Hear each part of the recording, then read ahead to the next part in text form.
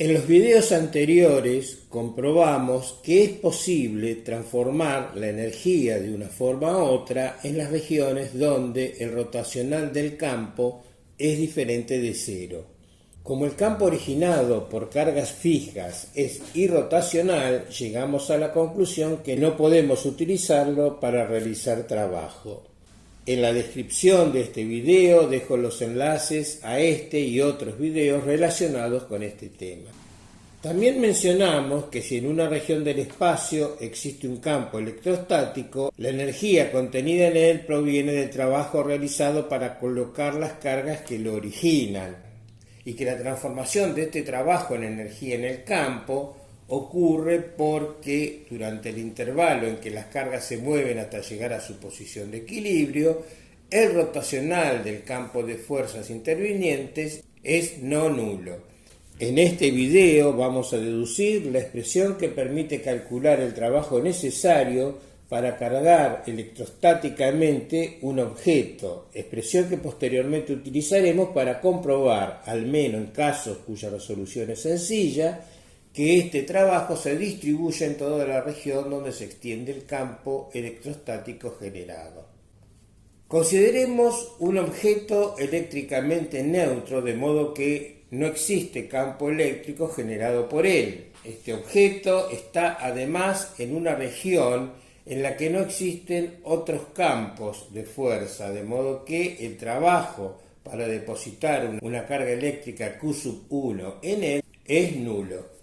Esta carga origina un campo eléctrico a su alrededor, debiéndose realizar trabajo contra las fuerzas originadas por el mismo cuando agregamos una segunda carga Q2, hasta ubicarlo a una distancia R12 de la primera.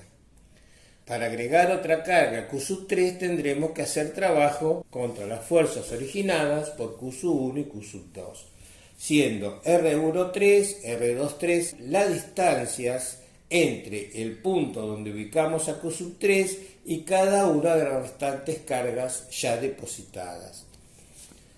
El trabajo total para agregar estas tres cargas es la suma de las anteriores y resulta 1 sobre 4pi epsilon 0, Q1 Q2 sobre R12 más Q3 Q1 sobre R31 más Q3 Q2 sobre R32. Queremos encontrar una expresión para el trabajo necesario para posicionar n cargas. Probamos con la sumatoria de los productos Q sub i, Q sub j dividido RIJ para IJ de 1 a 3, siendo I diferente de J.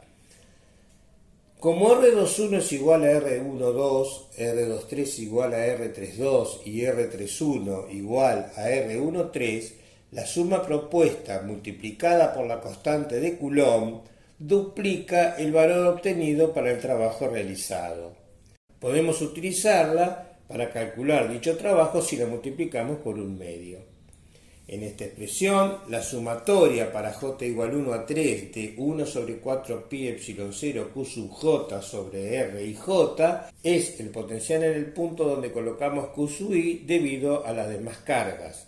Así, podemos expresar el trabajo para ubicar estas tres cargas como un medio por la suma de I igual 1 a 3 del producto entre cada carga Q sub I por el potencial en el punto donde la vamos a ubicar originado por las demás cargas. Para extender esta expresión a un conjunto n de cargas, solo tenemos que realizar la suma para I de 1 hasta n.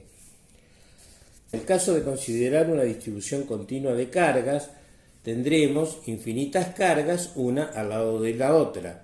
Matemáticamente, esto implica tomar el límite de la sumatoria para n tendiendo a infinito y Q sub i tendiendo a diferencial Q, que no es otra cosa que la integral sobre toda la carga del producto entre cada elemento de carga y el potencial en él debido a las restantes cargas. Existe un par de ejemplos donde la resolución de esta integral es sencilla. En el próximo video consideramos el caso más simple en que obtenemos el valor del trabajo realizado para cargar una esfera metálica. Posteriormente comprobaremos que este trabajo coincide con la energía repartida en toda la región en que se extiende este campo eléctrico.